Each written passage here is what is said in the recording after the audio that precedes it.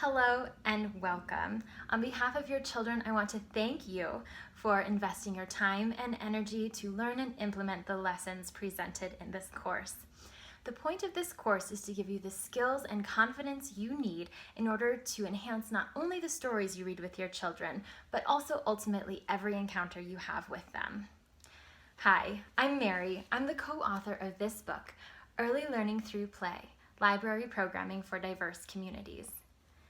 In my career, I've had the pleasure of leading over 1,000 story times for children, and I've also worked with families across the state of Colorado to help them learn the skills that they need to enhance the early learning activities that take place at home.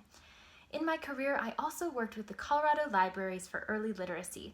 That's a nonprofit organization made up of librarians whose purpose is to give families the resources that they need to enhance early learning activities at home.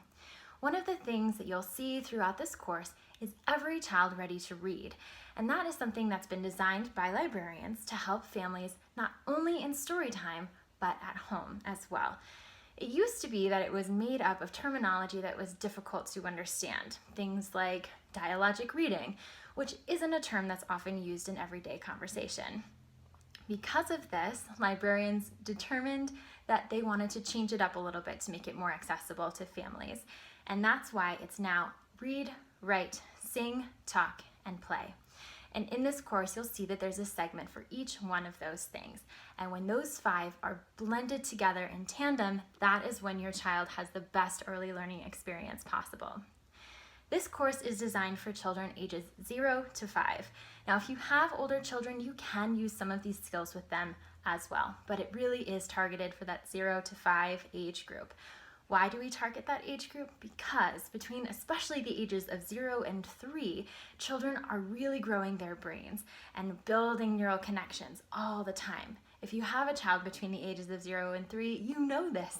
You see every single day how much they learn, how much they pick up. So we want to really capitalize on that time by reading to them, singing to them, talking with them, playing with them, and learning with them. That is what this course is about, and I know that you are dedicated to your child because you are here for this course. So you'll see that this course is designed very specifically. Each module has 3 takeaways and a homework assignment.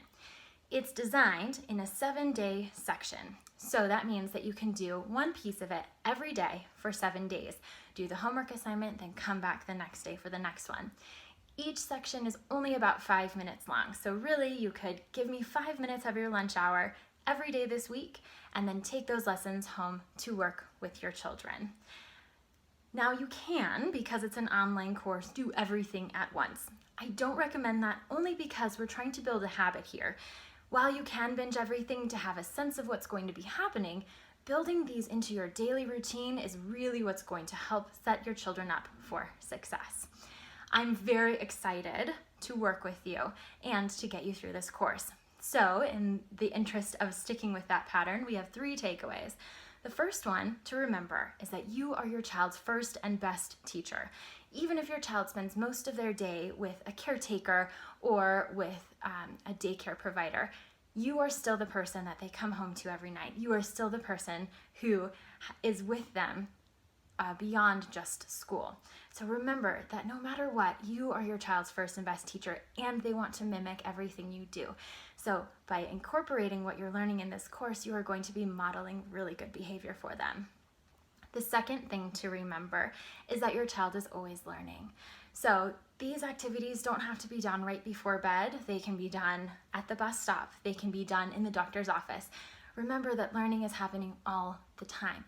And even if your child isn't looking at you, they are still listening to you. As you'll notice, if you say a word that you'd rather them not repeat, and then you hear it later when you thought they weren't listening. I promise they are almost always listening to you, except when you really want them to, right? That's how kids work. The third thing that I want you to remember is that it's not about you. Everything that we do here, even if it feels uncomfortable, which it will likely feel uncomfortable because it's the first time that you do something new, it's okay. It's not about you. Go for it. Jump in. It might be messy at first. That's okay. That's how we learn. So give it a try. That's what I ask. Just give these things a try and see what happens with your child. So your homework assignment for this first module is to go home tonight And observe your behavior with your children. Do it like you would do if you were meditating. Just observe without any judgment. See how you read with your child, how you interact with your child. Do you sing with them? Do you talk with them? What kinds of things do you do with your child? Just observe and then take that awareness into the next modules as we go forward. I look forward to seeing you tomorrow for our next course on reading.